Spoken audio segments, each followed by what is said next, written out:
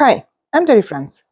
This is Filmora, and let's see today how to do the parallax effect in Filmora. For example, we have two images. This is the first one, it will be the background image. I'll put it on the track number 1, and let's do it something like 15 seconds long. I will zoom in a little bit to be visible better. Okay, and the second one. This is our Santa.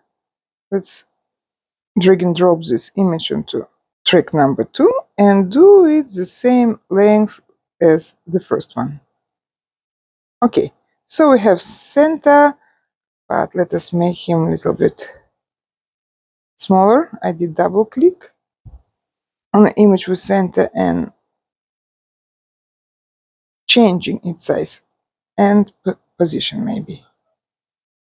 Okay, like that is okay. Now let's go back to the first image with our background and let's start the animation. So I'm choosing here the scale transform, and by clicking here I choose my first keyframe. See, it's chosen, it's visible here. Okay, now I will slide the slider to the very end and changing the scale. Now changing this way, let's change it to 138%. You see the last keyframe is chosen too. So let's go to the very beginning and see how it works. Okay, it would be nice. Now let's go to the beginning and go to the second image with our Santa.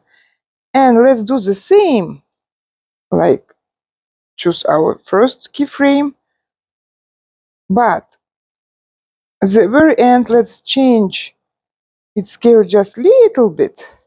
Like it was 57%, let's change it to,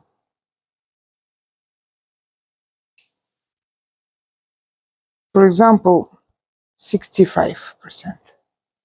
Okay, so we changed it but little bit, much less than the first image. And now let us see. I'm going to the very beginning and click on play. You see, we have our parallax effect.